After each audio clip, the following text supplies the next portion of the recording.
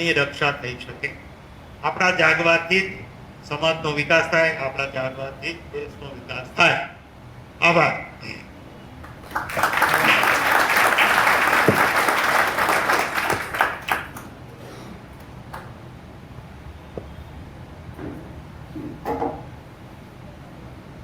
ખૂબ ખૂબ આભાર સવાણી સાહેબનો.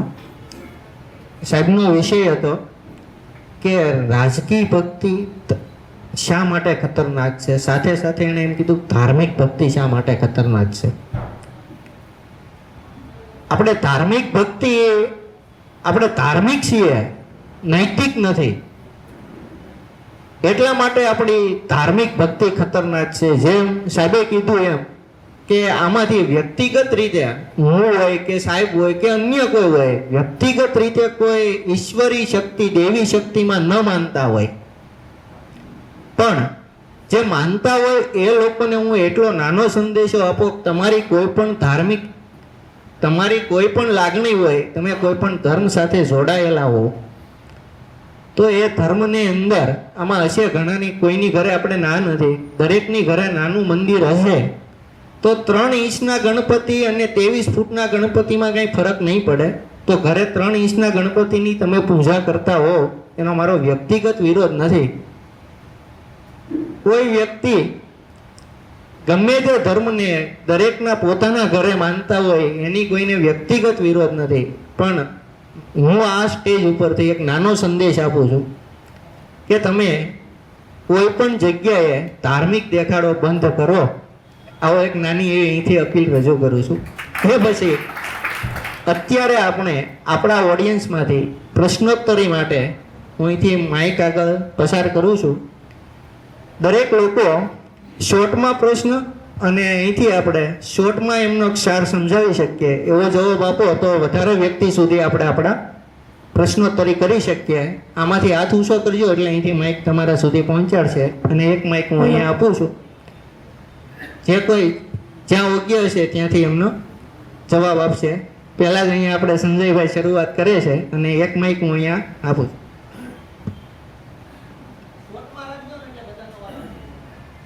અમેરિકા અને ભારત વિશે આપે બહુ ખૂબ ઊંડાણપૂર્વક ચર્ચા કરી. તો એની અંદર મારે આ વિશે જાણવું છે, જ્યારે આપણે અહીંયા શાળાની અંદર રાજકારણ ઘુસાડવામાં આવ્યું છે અને રાજકારણ છે ધર્મ ઘુસાડવામાં આવ્યું છે, તો આ ભારત અને અમેરિકા વચ્ચે આ જે સંદર્ભમાં શું તમારે કહેવું છે અને શું તમારે સ્ટડી છે?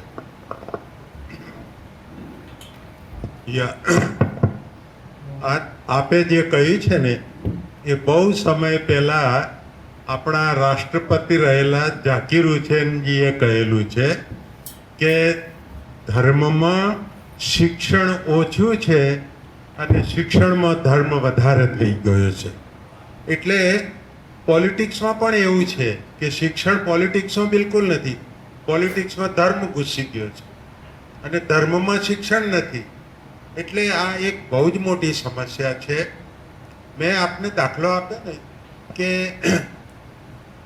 કેનેડામાં અને અમેરિકામાં કોઈ શિક્ષણ સંસ્થામાં પ્રાર્થના થઈ શકતી નથી. કોઈ શિક્ષણ સંસ્થામાં તમે જોશો કોઈ દેવી દેવતાનો ફોટો નહીં હોય ક્યાંય. આ કદાચ એમની ધાર્મિક શાળાઓ છે. અમેરિકામાં કેનેડામાં કેથોલિક સ્કૂલ છે, પણ એ જુદી, અને એમાં એમના જેના બાળકોને મૂકવા હોય એ મૂકી શકે.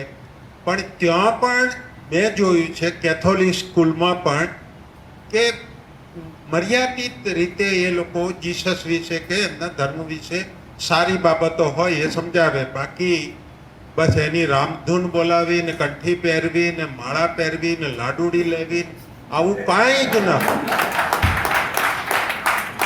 માત્ર અને માત્ર ઠીક છે કે જીસસના ઉમદા ગુણો હોય તો એ કરે અને એની વાતે કરે, પણ બાકી શિક્ષણમાં ક્યાંય ના હોય. મેં એક દાખલો બીજો આપ્યો હતો કે ઇંગ્લેન્ડમાં બનેલો દાખલો છે કે એક દવાખાનામાં એક માણસ છેલ્લા સ્ટેજમાં હતો અને એની કોઈ આશા નહોતી. નર્સને ખબર હતી કે કદાચ હવે થોડાક દિવસોનો ગ્રાહક છે, એટલે નર્સે બિચારીએ ભોળા ભાવે એમ કહ્યું કે હવે જીસસને યાદ કરો, બહુ છે હવે. પેલો માણસ તો ગુજરી ગયો 2 દિવસ પછી. પણ બીજી એક રેશનાલિસ્ટ નર્સે દવાખાનાના હેડને વાત કરી કે આ બેન આવું કહેતા હતા. અને એ બેનને છૂટા કરવામાં આવ્યા અને એમાં એમ કહેવામાં આવ્યું કે તમારે દર્દીની સેવા કરવાની છે, જીસસનો પ્રચાર કરવાનો નથી. અને એને છૂટી કરી રીતસર દવાખાનામાંથી, નોકરીમાંથી પાણીચું આપી. આ ઇંગ્લેન્ડમાં બનેલી ઘટના છે, જે ખ્રિસ્તીઓનો દેશ ગણાય છે. કેનેડાની તો મેં કહ્યું ને કે યુનિવર્સિટીમાંથી પણ પ્રાર્થના બંધ, મ્યુનિસિપાલિટીઓના કોઈ પણ સમારંભમાં તમે જોજો, અહીંયા તો આપણે તરત દેવીનો કે દેવતાનો ફોટો હાર ચડાવવાનો અને એમાંય પાછા મહાત્માજીને બોલાવવાના, આશીર્વચન આપો. અરે સદીઓથી તમે આશીર્વચન આપતા આવ્યા છો, દિવસે દિવસે પરિસ્થિતિ બગડતી જાય છે, હવે આશીર્વાદ આપવાના બંધ કરો. પણ ના, હજી એ તમે જોજો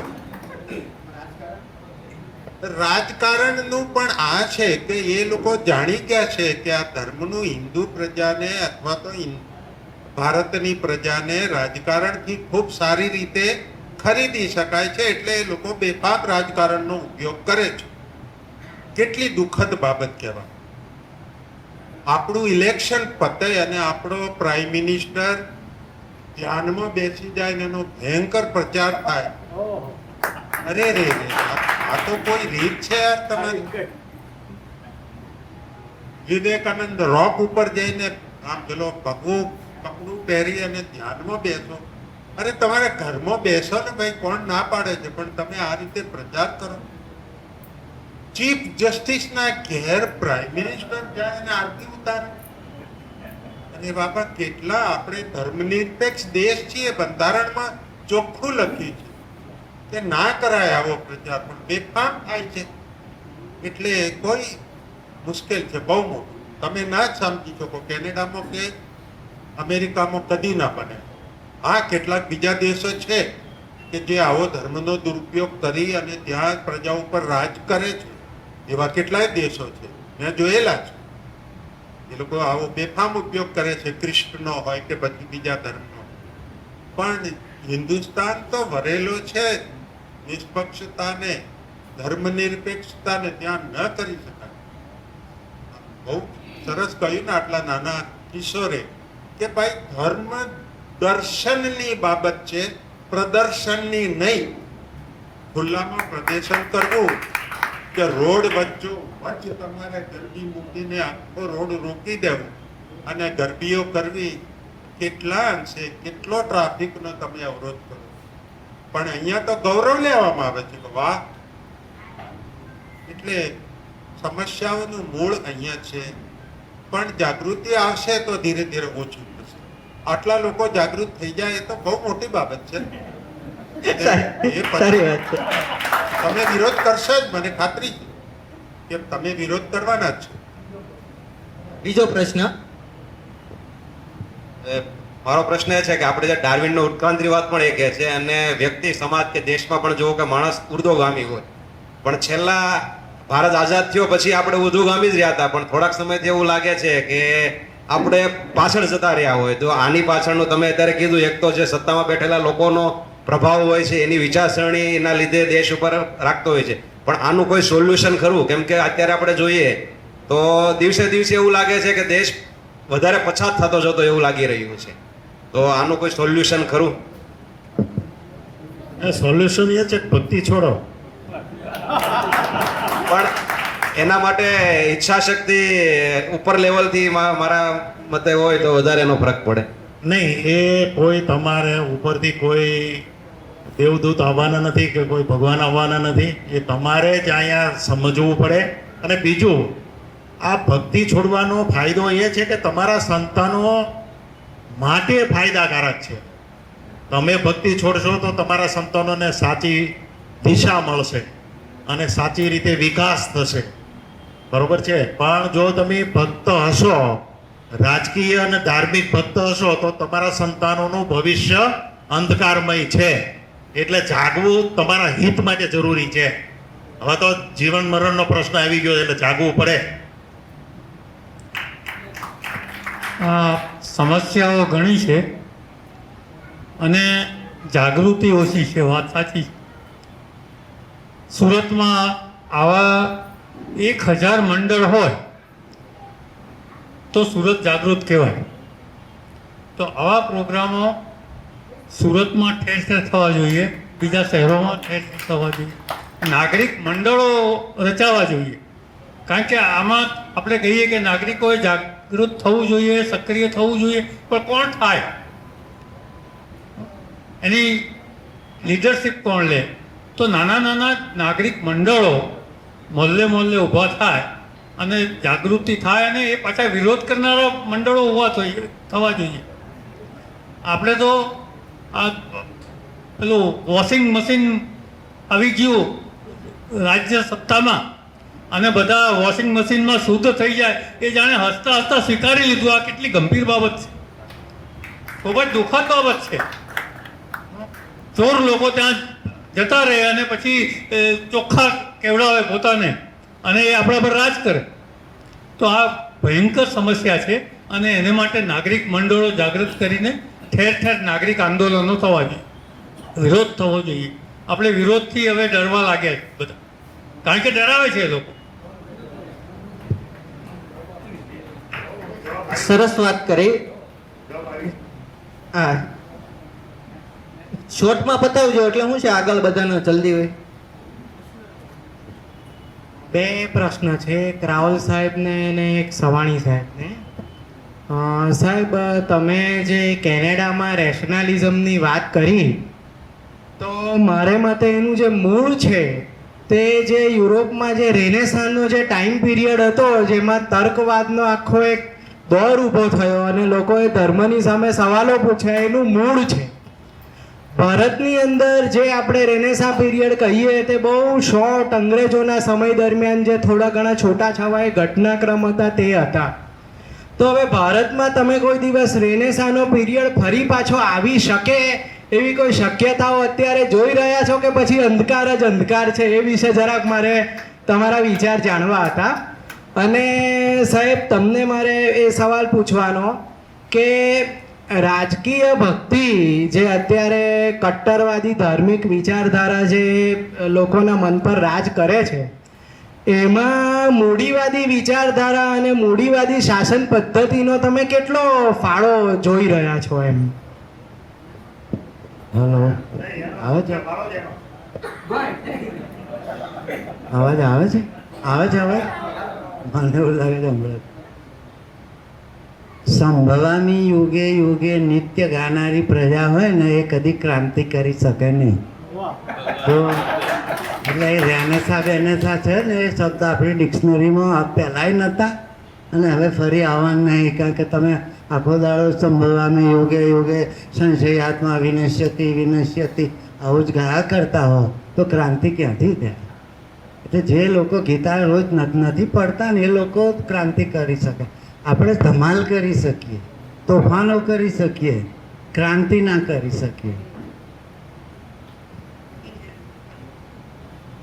અત્યારે જે 2014 પછી જે મોડેલ આપણે જોવા મળે છે શાસનનું, એમાં મુખ્ય જે ફેક્ટર છે એ કોર્પોરેટ કંપનીઓનો છે, એટલે કે મૂડીવાદનું છે. અને મૂડીપતિઓ જ આપણા મુખ્યમંત્રી નક્કી કરે છે, આપણા પ્રધાનમંત્રી નક્કી કરે છે, આપણા બીજા હોદ્દેદારો નક્કી કરે છે, ઈડીનો ચીફ પણ એ નક્કી કરે છે. એટલે હવે જવું ક્યાં આમાં? તો નમસ્કાર સાહેબ, મારો પ્રશ્ન રાહુલ સાહેબને અને સવાણી સાહેબ બંનેને છે. જ્યારે આપણે આઝાદી વખતે અલગ અલગ મીડિયાનો ફાળો હતો અને લોકો ખૂબ જાગૃત થયેલા હતા, પરંતુ અત્યારે પણ સોશિયલ મીડિયાનો ખૂબ પ્રભાવ છે, પરંતુ સોશિયલ મીડિયાથી કંઈક પાછળ જતા એવું લાગે. દાખલા તરીકે હું એવા કેટલા બધા લોકોને જાણું છું, કેટલા બધા વિદ્યાર્થીઓને જાણું છું, એ લોકો ક્યારે મંદિરમાં નહોતા જતા. એની જગ્યાએ અત્યારે ઇન્સ્ટામાં ને એમાં જે છે 2 મહિના કોઈ ખેલ કરે, 2 મહિના ઓલા બીડી પીવે ને એવું બધું કરે, તો એ વ્યક્તિ જે છે એ દર ગુરુવારે જે છે એ સેવા આપવા માટે જાય છે. તો આના કારણે તો તમે 10-12 વર્ષથી હું આપને જોઉં છું સાહેબ, રાહુલ સાહેબ જે છે એ જેનેટિક્સમાં ઇવોલ્યુશનમાં કામ કરે છે, આપ સાહેબ કામ કરો છો. તો 10 વર્ષથી જે આપ કામ કરો છો, લોકોને જાગૃત કરો છો, એ પેલો કોઈ ઇન્ફ્લુએન્સર જે છે એ માથે ટોપી બોપી ઓઢી અને 2 મહિનામાં જે છે પૂરું કરી નાખે છે. છોકરાઓને જે છે સીધા ડાયવર્ટ કરે છે. હું મારા ક્લાસમાં જે છે એ અઠવાડિયું સામ્યવાદમાં કેપિટલિઝમ ઉપર ચર્ચા કરી છે, એના છોકરા પાછળ ત્યાં જઈને સેવા કરે છે. તો આ જે છે એ તો મીડિયામાં આપણી બધી મહેનત પાણીમાં જાય છે. તો એનો સોલ્યુશન અથવા તો એની પાછળ રસ્તો શું, અથવા એઝ અ સિવિલ સોસાયટી નામદાર હાઈકોર્ટમાં આ બાબતે શું પગલાં લઈ શકાય? આ જે છે ને તમે જે વાત કરી એ બહુ સિફતપૂર્વક થાય છે. દાખલા તરીકે હું તમને કહું કે એને સત્તા માટે સત્તા જોઈએ છે એટલે એ શું કરશે? એ સુભાષચંદ્ર બોઝનું અપહરણ કરી લેશે, એ સરદાર પટેલનું અપહરણ કરી લેશે, એ ભગતસિંહનું અપહરણ કરી લેશે, અને અહીંયા તમને એમ કહેશે કે આ વામપંથીઓ આવા છે ને આ બધા ટુકડે ટુકડે ગેંગ છે ને વામપંથીઓ આવા ને તેવા એ દેશદ્રોહી છે. એટલે ભાઈ તમે આ ભગતસિંહ તો વામપંથી હતા, સુભાષચંદ્ર બોઝ તો વામપંથી હતા, અને તમે એને માળા જપો છો. એક બાજુ માળા જપો છો, બીજી બાજુ તમે વામપંથીઓને ગાળો આપો છો. તો આ સિસ્ટમેટિક આ અપહરણ કરવામાં આવેલું છે આ બધા જે ઐતિહાસિક પાત્રો છે એનું, અને એનો દુરુપયોગ કરે છે. તમે જોજો કે મોરારી બાપુની કથા હોય તો એમાં યુવાનો બધા ભગતસિંહના ટી શર્ટ પહેરીને સેવા આપતા હોય. હવે આમાં જવું ક્યાં?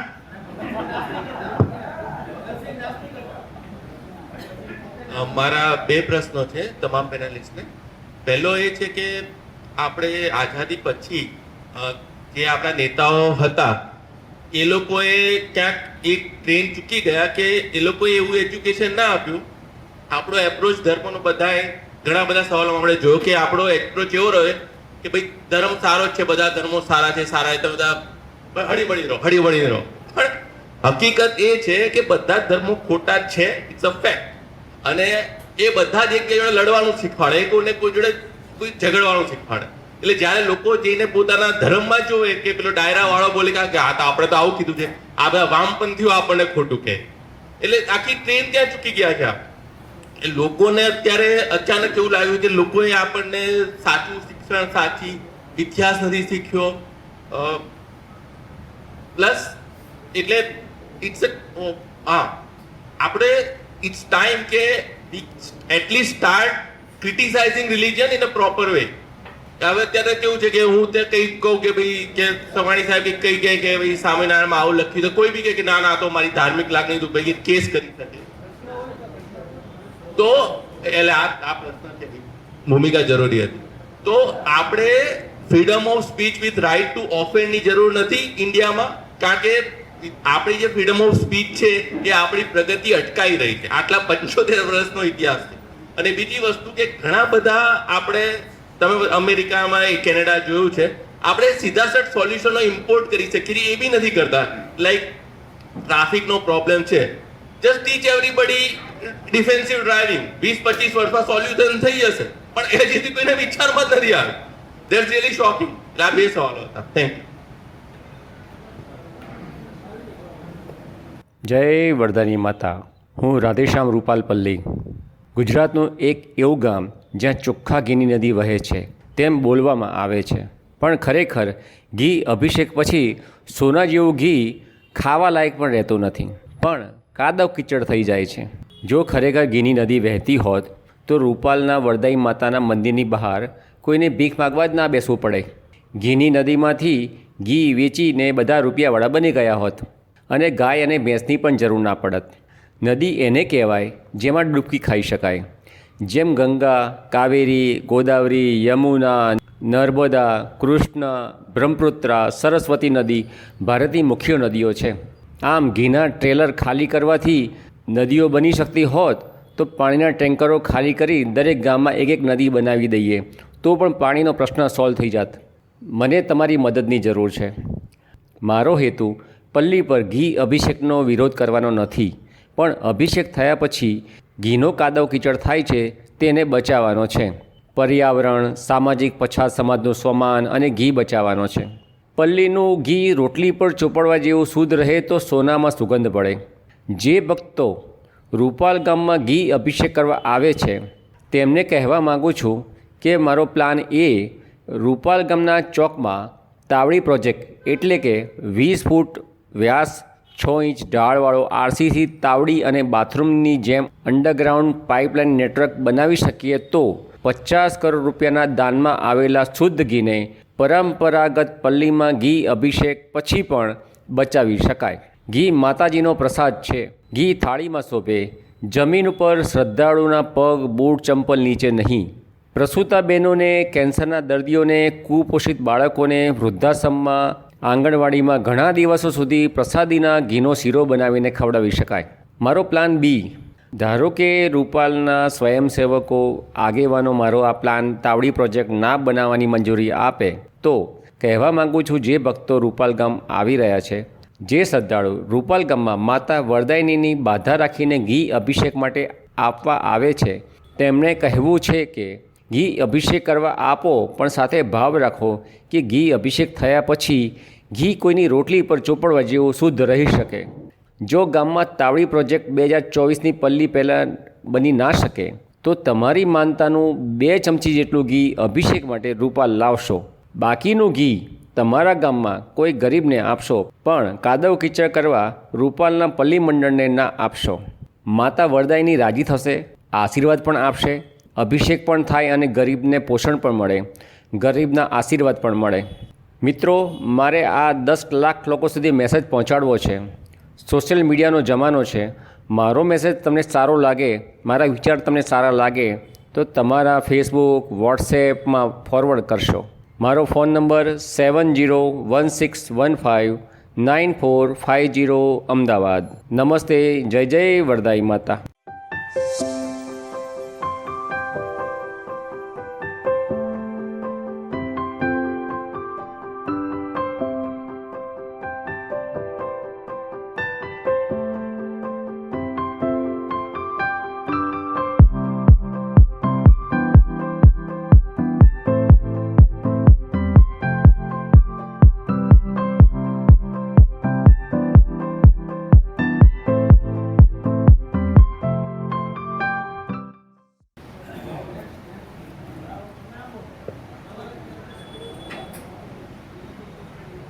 હા, નમસ્કાર સર.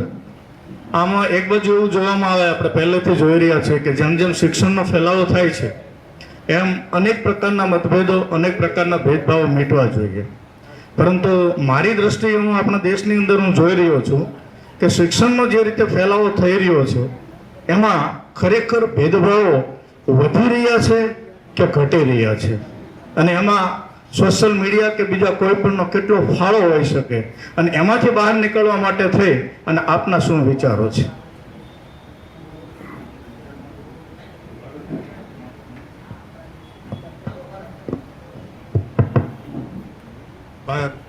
બે ત્રણ બાબતો કહું તમને. એક તો હવે જગતની જે બોર્ડર્સ હતી ને એ બધી ડિઝોલ્વ થઈ ગઈ છે. એટલે જે આપણી જૂની ભાવના હતી ને, global has become a village now. એટલે દુનિયા આખીને તમે આજે જોઈ શકો છો કે બીજા શું કરે છે, ક્યાં જઈ રહ્યા છે અને કેવી રીતે જઈ રહ્યા છે. એટલે તમારો પણ છૂટકો નથી એ દિશામાં જવાનો. તમારે ફરજ પડશે, અને તમને લોકો કહેશે કે ભાઈ અહીંયા જ જવું પડશે, એટલે એ થશે. પણ એના માટે તમારે આવી જાગૃત સભાઓ કરી અને તમારે ડિમાન્ડ કરવી પડશે કે ભાઈ આ કરો, આ કેમ નથી કરતા, તમે આ ક્યાં જઈ રહ્યા છો? આટલી સભા તો કહે જ છે ને કે ભાઈ આ ખોટું થઈ રહ્યું છે, એટલે એને રોકવું તો પડશે જ, એને રોકાશે. શિક્ષણમાં પણ ખૂબ બદીઓ છે, ખૂબ પ્રોબ્લેમો છે, એની કોઈ પાર નહીં એટલી ગણતરી થઈ શકે. વેપાર બની ગયો છે શિક્ષણનો, અને બનાવવામાં આવે છે રાજકારણની રીતે. એટલે શિક્ષણનું પણ તમે બધા જ જાણો છો કે શું બદીઓ છે, તમને બધાને ખબર પણ છે કે શું ઉપાયો છે. એટલે દુર્યોધન જેવી આપણી બધાની સ્થિતિ છે આજે, કે પ્રશ્નો પણ આપણને ખબર છે, ઉકેલ પણ ખબર છે, પણ આપણે કરવા નથી માંગતા, અથવા તો આપણી દાનત નથી. પેલો કહે છે ને કે જાનામી ધર્મમ નચમે પ્રવૃત્તિ, જાનામી અધર્મમ નચમે નિવૃત્તિ. ખોટું શું છે એ હું બરાબર જાણું છું. ચોરી કરવી એ સારું નથી, અને છતાંય હું ચોરી છોડી નથી શકતો, અને સારા રસ્તે જવું એ બહુ જ સારું બાબત છે, છતાં હું ત્યાં જઈ નથી શકતો. એટલે આપણે બધા જ આ જાણીએ છીએ, પણ આપણે નથી કરી શકતા. એનું કારણ શું છે? એક તો કારણ એવું છે કે આપણા મગજમાં સદીઓથી ઘુસાડેલું છે, સદીઓથી જે પાખંડ આપણા શરીરમાં અથવા આપણા મનમાં ઘુસાડ્યું છે ને, એ પાખંડને જતે થોડોક સમય લાગશે. ગાંધીજીને કોકે પૂછ્યું હતું કે બાપુ તમે આટલી બધી સ્વચ્છતાની વાતો કરો છો પણ લોકો તો કંઈ સુધરતા નથી. એટલે બાપુએ સામે પૂછ્યું કે ભાઈ એટલું કે આ અસ્વચ્છતાની ટેવો પડી ક્યારે? તો કે એ તો સદીઓથી પડેલી છે. તો કે ભાઈ એને જતા પણ સદીઓ થશે. એટલે કે સદીઓ નહીં થાય, હવે સમય લાગશે થોડો, પણ શરૂઆત તો કરવી જ પડશે. અને શરૂઆત થઈ છે, મારો એવો આશાવાદ છે કે શરૂઆત થઈ છે. અહીંયા પણ લોકો સમજતા થયા છે કે સાચું શું છે, ખોટું શું છે, કોણ ખોટું કરે છે, કેમ કરે છે, બધું જ ખબર છે તમને.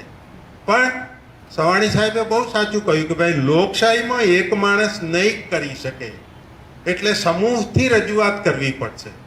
અને આ 100 કે 150 માણસોનો અવાજ આવતીકાલે સુરતના લોકોને ખબર પડશે કે આ લોકો આવા ભેગા થયા છે અને આવી ચર્ચાઓ કરી છે અને આવું થઈ શકે છે.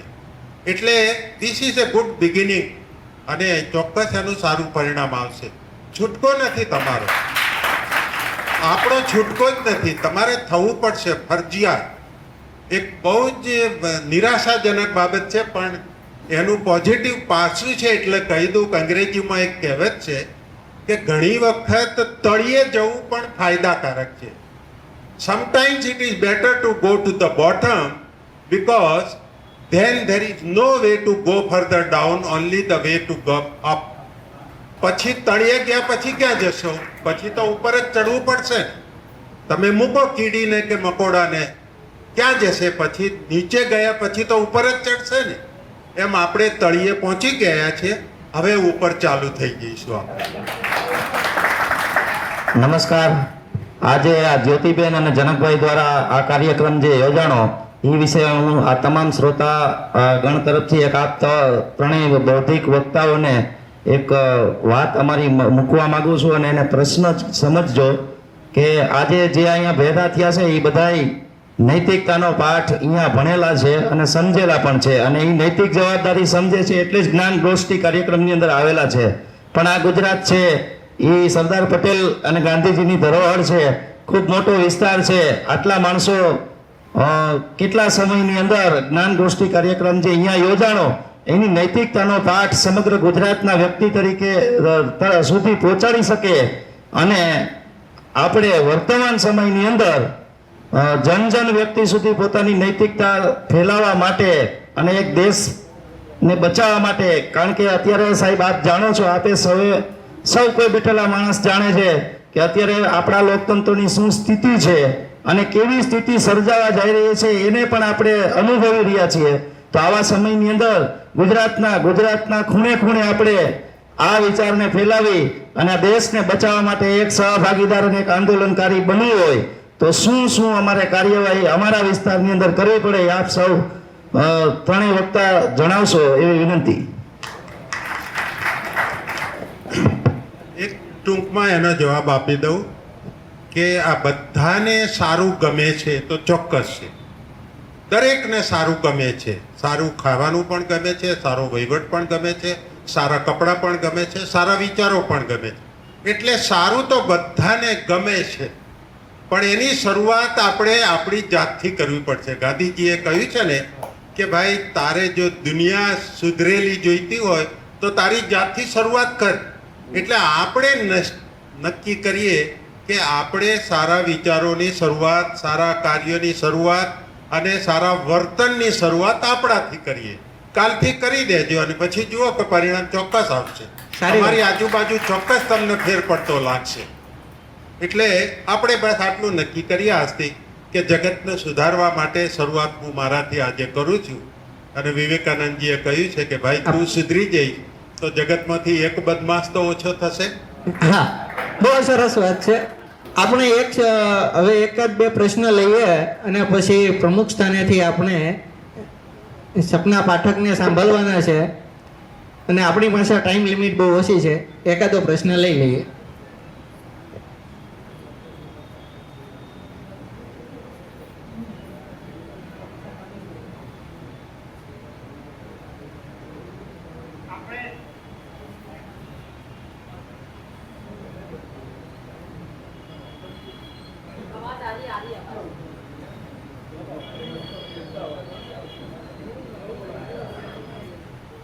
આપણે માનવ સભ્યતાનો વિકાસ ઈચ્છે છીએ અને જેમ જેમ સમાજમાં પ્રગતિશીલ મૂલ્યો એની સ્થાપના જેટલી વધારે તેજ થશે એટલું આપણી કલ્યાણ થશે માનવજાતનું. તો આ તકે મારે એ યાદ અપાવવું પડે કે આપણું જે ભારતીય સંવિધાન છે એનો આપણે અભ્યાસ કરીએ તો ઘણા બધા જે પ્રગતિશીલ મૂલ્યો છે એની એમાં સમાવેશ થયો છે. અને અત્યારે ભારતીય સંવિધાનની વાત એટલા માટે કરવી જરૂરી છે કે દેશમાં એક રાષ્ટ્રવાદની લહેર ઊભી કરવામાં આવી છે. તો રાષ્ટ્રવાદની સાથે સંવિધાનની લહેર કેમ ઊભી થઈ શકે? તો આપણે તમામ ભારતીય નાગરિકો રાષ્ટ્રવાદની સાથે સાથે સંવિધાનવાદી બનીએ અને સંવિધાનવાદી બનીશું તો તમામ પ્રગતિશીલ મૂલ્યોનો પ્રચાર થશે અને તમામ ક્ષેત્રોમાં જે કુરીતિઓ છે અને જે ખરાબીઓ છે એ નિર્મૂળ થશે. તો આપણે સંવિધાનવાદી બનાવવા માટે કોઈ ચળવળ શરૂ કરી શકીએ ખરા? એ માટે કંઈ ઉપાય બતાવશો?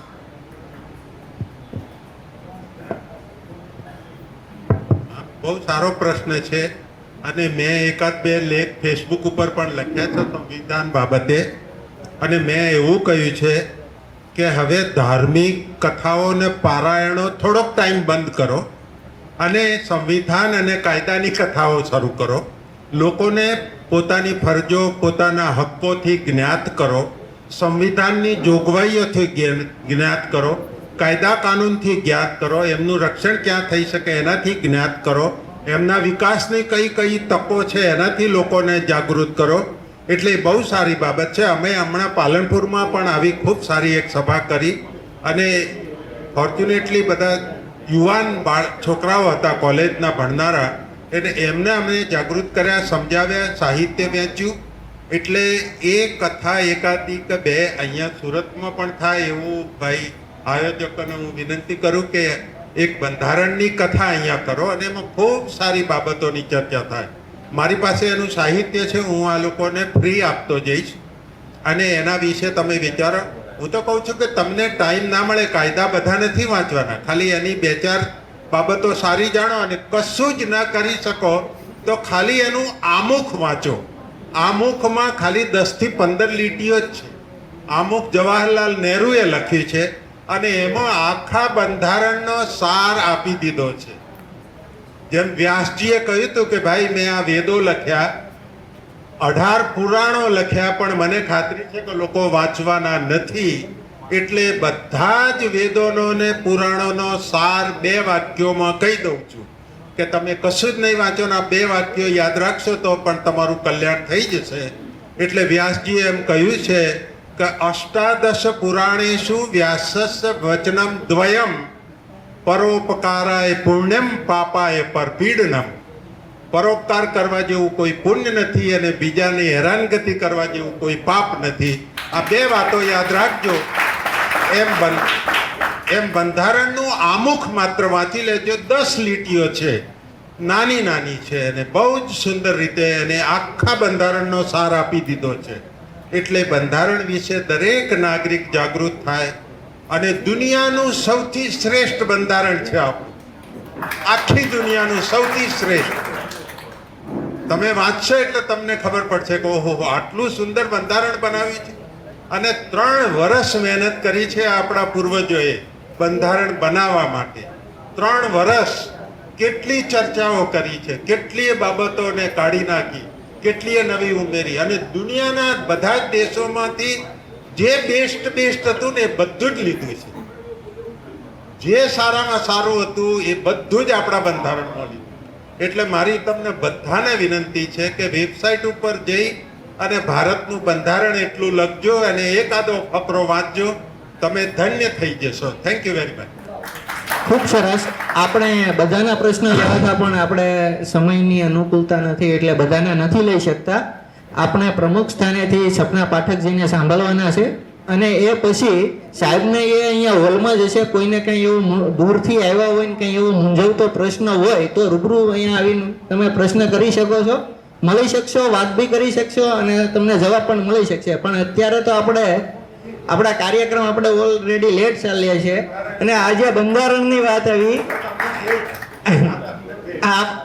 બારોટ સાહેબ અત્યારે મને ભેટ આપે છે આ બંધારણ પુસ્તકની. સાહેબે એમ કીધું કે બંધારણ આપણું સૌથી શ્રેષ્ઠ છે. તો ઘણા લોકોને એવું છે કે તો બંધારણ શ્રેષ્ઠ છે તો આ ક્રાઇમની ઘટનાઓ, આપણી જે આ બધા અધિકારીઓ પોતાના મન ફાવે એવું વર્તન કરે છે, સરકારો મન ફાવે એવું વર્તન કરે છે, તો બંધારણ આપણું એટલું શ્રેષ્ઠ છે તો આ બધી સમસ્યાઓ કેમ છે? આવો બધાની અંદર પ્રશ્ન છે. પણ એનો શોર્ટ જવાબ છે કે તમે મર્સિડીઝ ગાડી લ્યો કે ઓડી ગાડી લ્યો, તમે બેફામ કરો એટલે એક્સિડન્ટ થાય તો એમાં ગાડીનો વાંક નથી, હંકાવનારનો વાંક છે.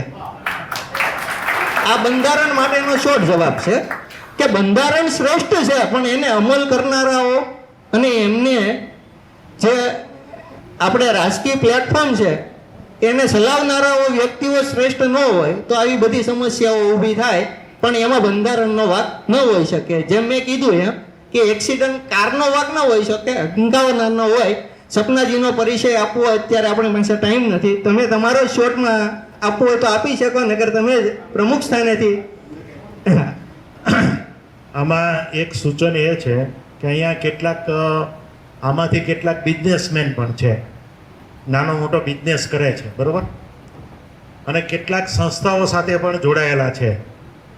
તો એવું ન થઈ શકે કે જે આપણું બંધારણ છે એમાં પ્રસ્તાવના છે, એ પ્રસ્તાવનાનો ફોટો લઈ અને તમે જે બિઝનેસ કરો છો ત્યાં, જે સંસ્થા ચલાવો છો ત્યાં એનો અમુકનો ફોટો તો લગાડો, પછી આગળ બધું થશે બધું. એ ખરેખર આપણા માટે આદર્શ હોવા જોઈએ. એ આપણું મોડેલ છે અને એને આપણે ક્યારેક ક્યારેક વાંચતા રહીશું તો આપને ખબર પડશે કે આપણે નફરત ન કરાય, કેમ કે ત્યાં બંધુત્વ લખેલું છે. આપણે કોઈને શોષણ નહીં કરાય, કેમ કે લખ્યું છે સામાજિક ન્યાય, બરોબર છે. આપણે કોઈને હિન્દુ મુસ્લિમ નહીં કરી શકીએ, કેમ કે ત્યાં સેક્યુલર લખેલું છે. તો આ બધા શબ્દો અને બીજું કે સમાનતા પણ ત્યાં લખેલો છે, એટલે આપણે ભેદભાવ પણ નહીં કરી શકીએ. રાષ્ટ્રની એકતા વિશે પણ ત્યાં લખ્યું છે. તો આટલા મૂલ્યો અને બીજું એ કેવું છે તમને કે આજે જે આપણે અહીંયા જે ચર્ચાઓ થઈ ને જે મુદ્દાઓ ચર્ચ્યા એ બધા જ બંધારણના મૂલ્યોને પ્રતિબદ્ધ આ બધા મુદ્દાઓ હતા. એટલે એકચ્યુઅલી આ બીજી દ્રષ્ટિએ તો એમ જ કહી શકાય કે આ બંધારણ કથા જ હતી.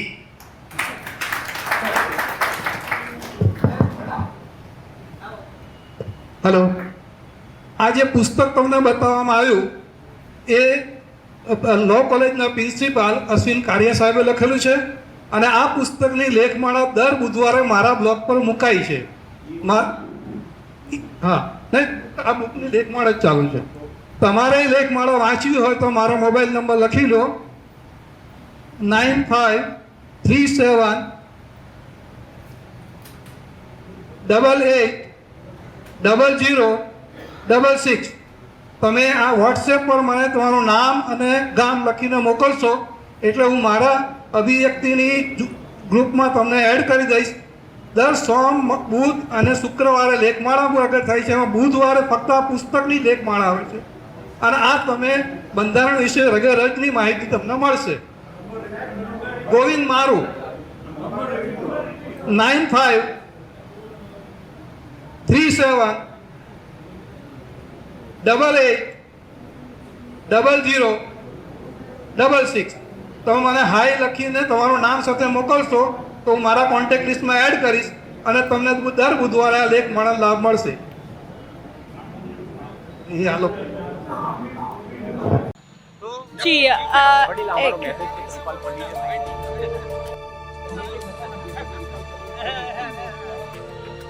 मुझसे सवाल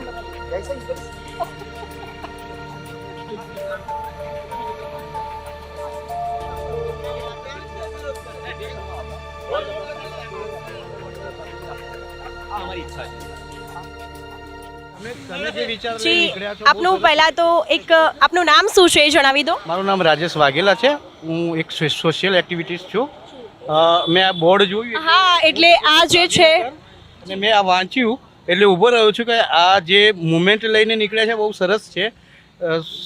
આપણે કોઈની આસ્થા દુભાવવા નથી માંગતા, બરાબર છે, 1 ચમચીથી અભિષેક થઈ શકે છે. આ રાઈટ વાત છે એમની, બરાબર છે. અને મેં જ્યાં સુધી જાણ્યું છે, હું જ્યાંથી જોતો આવું છું ત્યાં સુધી એ જે ઘી છે નાના લોકો એનો ઉપયોગ કરે છે. હવે માટીવાળું એવું પગોમાં કચરાયેલું ઘી એના બાળકો ખાય અથવા એ લોકો ખાય તો એ લોકોને શારીરિક કોઈ બીમારી બી થઈ શકે છે. તો આમનો વિચાર મને ગમે છે અને ખરેખર થવું જોઈએ. અને આ જે છે રૂપાલ ગામમાં ઘી અભિષેકની જે પરંપરા છે તે 5,000 વર્ષથી ચાલી આવે છે. તો કેટલાક લોકોનું કહેવું એવું છે કે જે તેમનો હેતુ છે તે બરાબર છે, તો કેટલાક ગામ લોકો તેનો વિરોધ પણ કરી રહ્યા છે. તો તમારો મેઇન હેતુ શું છે? તમે શું કહેવા માંગો છો એ બાબતે? આપણે દિવસે દિવસ આગળ વધવાનું હોય કે પાછળ જવાનું ના હોય. આજે આટલી બધું પ્રગતિ થતી હોય અને આટલા બધા સુધારા થતા હોય તો ખરેખર આમાં બી વિચારવું જોઈએ અને આમાં બી સુધારો આવવો જોઈએ. મારું મંતવ્ય આ છે. પણ કેટલાક જે લોકો છે, એજેડ લોકો છે, જે વર્ષો પરંપરામાં માનતા આવે છે, તો તેમનું કહેવું એવું છે કે જે આ પરંપરા જે છે તે તેમને જાળવી રાખવા માંગે છે. તો તે અંતર્ગત આપ શું કહેવા માંગો છો? એ ખોટી અંધશ્રદ્ધા ફેલાવવાનો પ્રયાસ કરી રહ્યા છે. એટલે ખોટી અંધશ્રદ્ધા આજના જમાનામાં આવા અંધશ્રદ્ધામાં જીવીશું તો પછી મતલબ જ નથી. તો આ ખોટી અંધશ્રદ્ધા છે અને આનો રોક થવો જોઈએ. આપનું નામ શું છે? રાજેશ વાઘેલા. ઓકે, તો રાજેશભાઈએ જણાવ્યું તે અનુસાર તેમનું કહેવું એવું છે કે આજના જમાનામાં જે આ પરંપરા ચાલી આવી છે તે આજના જમાના પ્રમાણે આ જે પરંપરા જે ચાલે છે તે પ્રમાણે હવે સુધારો લાવવાનો તેમાં જરૂરી છે. તો કેટલાક લોકોનું કહેવું એવું છે કે આ જે પરંપરા જે છે વર્ષો જૂની છે તે ચાલતી રહેવી જોઈએ. તો કેટલાક લોકો આની સાથે સહયોગ આપી રહ્યા છે, તો કેટલાક લોકો આનો વિરોધ પણ કરી રહ્યા છે. આપણે અનેક બીજા કેટલાક દર્શકોની આપણે શું કહેવા માંગે છે તે વિશે માહિતી લઈશું.